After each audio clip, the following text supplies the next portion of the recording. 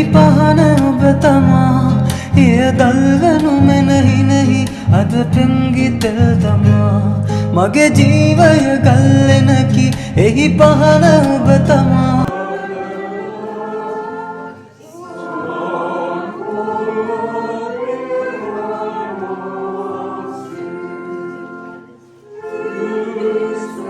දුරකීමට හෝ නැතිවී යමු පිණිස මා කෙරේ එක කීමට ලොව ඇත්තේ ඒ ඔබගේ ආදරේ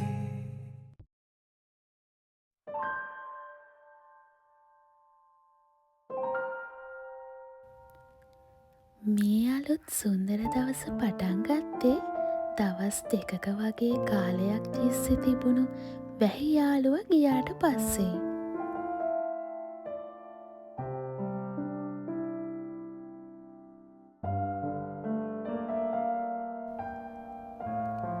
අපි දෙන්නම ආස කරන කිරිකෝපි එක මේ විදියට හදාගෙන අද දවසේ ලස්සන දවසක් විදියට පටන් ගන්න තමයි මේ ලෑස්ති වෙන්නේ.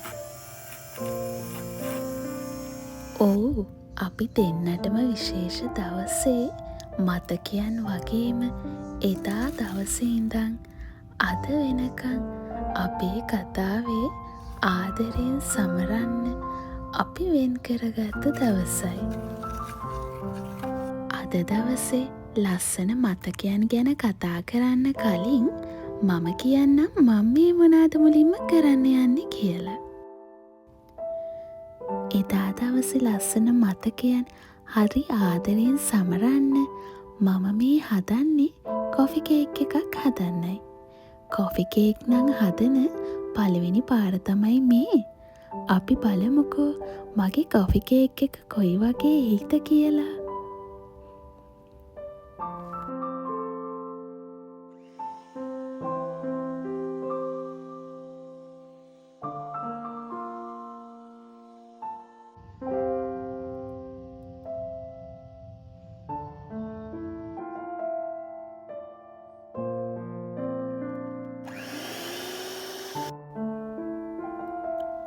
අපි දෙන්නගේ ආදරේ රහස දෙවිතුන් ඉදිරියේ පොරොන්දුවක් වෙලා 2025 ජූනි 18 වෙනිදාට හරියටම අවුරුදු 3ක් වෙනවා. 2025 අවුරුද්දේ අපි දෙන්නම සමරන මේ අපේ වෙඩින් ඇනිවර්සරි එක අපි දෙන්නටම විශේෂ දවසක්. ඒ ඇයි කියලා මම ඔයාලටත් කියන්නම්කෝ. කොෆි කේක් එකේ වැඩ නම් දැන් ගොඩාක් දුරට ඉවරයි. ඔයාලා මොකද හිතන්නේ අපේ 3rd wedding anniversary එකේ කේක් එක ගැන? මට ගොඩාක් සතුටුයි කේක් එක හදලා ඉවර වෙලා. මේ තියෙන්නේ 3rd wedding anniversary එකට මම හදපු අපේ ඇනිවර්සරි කොෆි කේක් එක.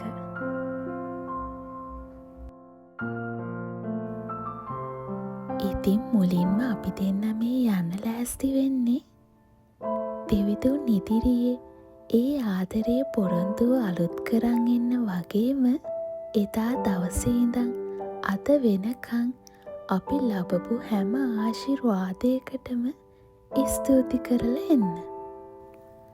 මම කලින් කිව්වා වගේ 2025 අපි මේ සමරන ඇනිවර්සරි එක අපි දෙන්නටම විශේෂයි දන්නවද? අපි දෙන්නම ප්ලෑන් කරන් හිටියේ මේ අවුරුද්දේ අපේ වෙඩින් එක ගන්න. ඒත් අපි අදහන දෙවියන් වහන්සේ අපේ ජීවිත සැලසුම් කරලා තියෙන්නේ නැත්තේ අපි මේ අවුරුද්දේ අපේ 3වෙනි වෙඩින් ඇනිවර්සරි එක සෙලිබ්‍රේට් කරනවට වෙන්න ඇති. ඉතින් දෙවිතුනි ඔබ වහන්සේට කොතෙක් ස්තුති ප්‍රශංසා කරත් මදි නොවේද?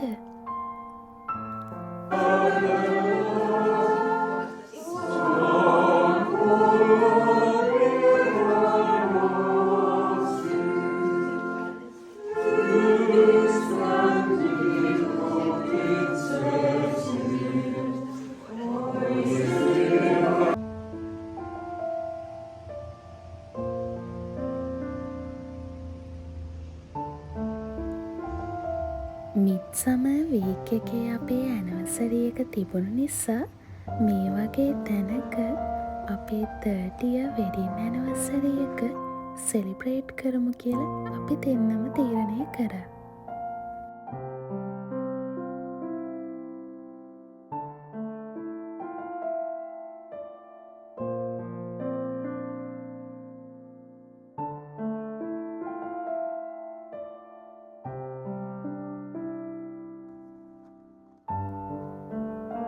මම මේ විදියට ලෑස්ති කරන් ආපු හැම දෙයක්ම එතන හරි ලස්සනට තියලා අපි දෙන්නටම නිස්කලංකව නිදහස්සේ ඉන්න පුළුවන් විදියට ඒ තැන ලස්සනට හදාගෙන මේ ලෑස්ති වෙන්නේ නම් අද දවසේ ලස්සන මතකයන් අපේ දිනපොතට එකතු කර ගන්නයි. ඒ හැම දෙයකටම කලින් මම ඔයාලට පොඩි විශේෂ දෙයක් කියන්නද? මේ ගෙවුණු අවුරුදු 3 පුරාවට අපිට සුන්දරම දවස්, සතුට, හිනාව විතරක්ම පිරුණු දවස් තිබුණේ නැහැ. කඳුළු, ප්‍රශ්න, බාධක වගේම හරිම නොසන්සුන් දවස් පහු කරන් එන්නත් සිද්ධ වුණා. ඒ වගේම අපි දන්නවා ඉස්සරහටත් ඒ වගේ දවස් අපට මුණ ගැහෙන්න පුළුවන් කියලා. ඒ මොන දවසක වුණත් මොන තත්වයක වුණත් ඔයාව දරාගෙන ඉන්න පුළුවන් හරි ආදරණීය පාර්ට්නර් කෙනෙක් කියන්නේ ජීවිතේට මහා ලොකු ශක්තියක්. ඉතින් මල්ලඟ මේ නැවතිලා ඉන්න ආදරණීය පිරිමි ආත්මෙට මගේ හිත වගේම මගේ ජීවිතේම නිවන්න පුළුවන් වුණු එකට මට මං විදියට සතුටින් නිදහසින් මට මාව සමරන ගමන් හරි ආදරෙන් ජීවිතය ගෙවන්න පුළුවන් වුණු එකට එයාට හැමදාමත් ස්තුති කරන්න ඕනේ නේද?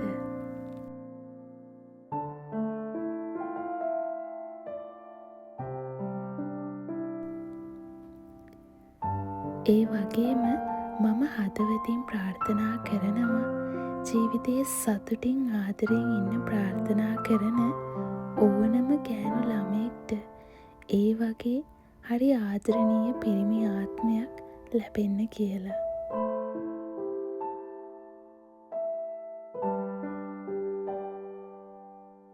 ඇනිවර්සරියකට කලින් අපි දෙන්නම කතා වුණා මේ අවුරුද්දේ අපි දෙන්න ගිෆ්ට්ස් ගන්න ඕනේ නැහැ කියලා. මොකද මේ අවුරුද්දේ අපි දෙන්නගේ තියෙන වෙන ප්ලෑන් එකකට ඒ සල්ලි තියාගමු කියලා අපි දෙන්න හිතාගත්තා. ඒත් පේනවනේ අන්තිමේදී දෙන්නම සර්ප්‍රයිස් වුණා. අපි දෙන්නට පුළුවන් විදියට පොඩි හරි ගිෆ්ට් එකක් අරගෙන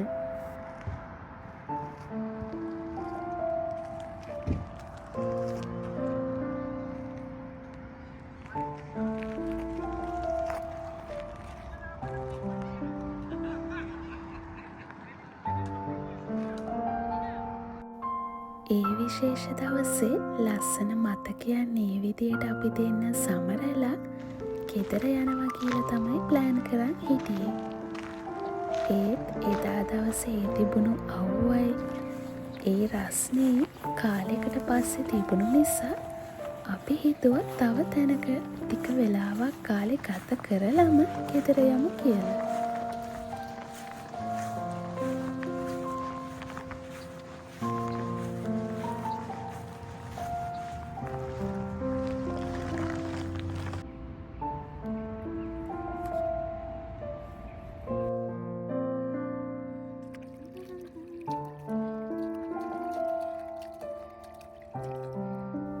මේ වගේ ලස්සන මතක පිරුණු දවසක් අපේ ආදරණීය මතක දින පොතට එදා දවසේ එකතු වුණේ හරි ලස්සන සුන්දර මතක ගොඩක් එක්ක විතරක්ම නෙමෙයි. ලස්සන අලුත් බලාපොරොත්තු අරමුණු ගොඩකුත් එක්කමයි.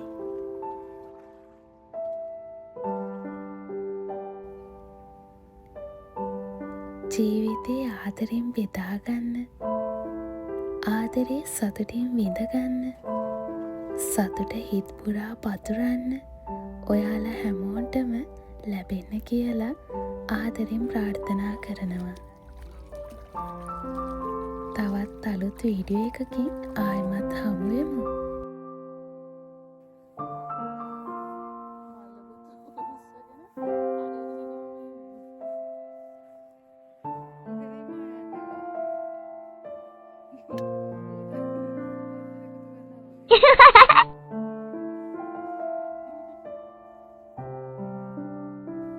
ආදරේ ආදරණීය ඔයාලා හැමෝටම ඉමා සචි.